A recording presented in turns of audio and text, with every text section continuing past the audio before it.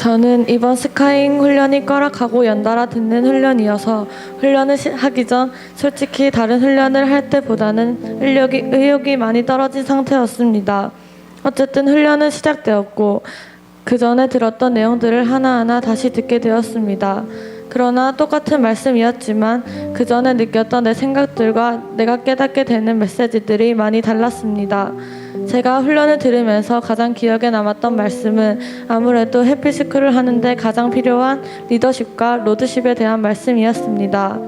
보통 리더는 그저 사람들을 잘 통솔하고 잘 도와주는 그런 사람이 하면 된다고 생각하지만 진정한 리더십의 뜻은 바로 사람들의 마음을 움직이는 힘이라는 말을 듣고 정말 리더십을 가진 리더는 아무나 되면 안 되는 것이고 하나님과의 로드십, 순종하는 마음이 없다면 할 수 없는 일이라는 것이 와닿았습니다. 정말 해피스쿨은 전적으로 하나님께서 하시는 것이고 내가 하나님께 얼마나 기도하느냐 안 하느냐에 따라서 모든 상황들이 일어나는 것 같았습니다.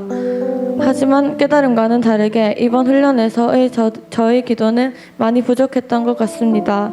또 그 전에 나오던 친구 몇 명이 교회에 나오지 않게 되어 계속 기도했고 또 하고 있는 중인데 기도를 하면서 그러면 안 되지만 어느샌가 점점 기도 응답의 확신을 누리지 못하고 불안해하며 기도하고 포기하고 싶어하는 제 모습을 발견할 수 있었습니다.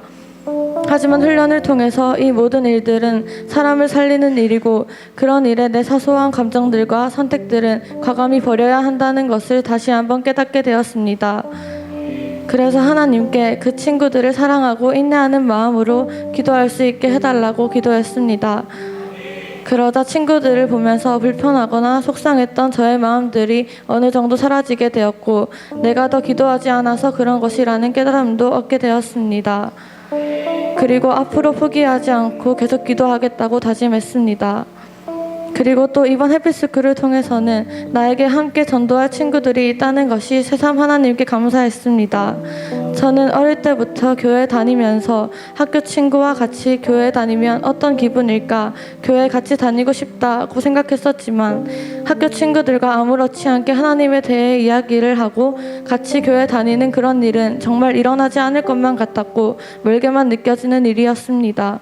근데 지금 저는 교회에서 가르쳐주신 대로 해피스쿨만 했을 뿐인데도 하나님께서 든든한 친구들을 나의 동력자로 옆에 붙여주셨고 전도하기를 무서워해서 학교에서 교회 얘기도 못 꺼내던 제가 이제는 친구들 앞에서 당당하게 우리 하나님을 자랑하고 마음껏 선포할 수 있게 되었습니다.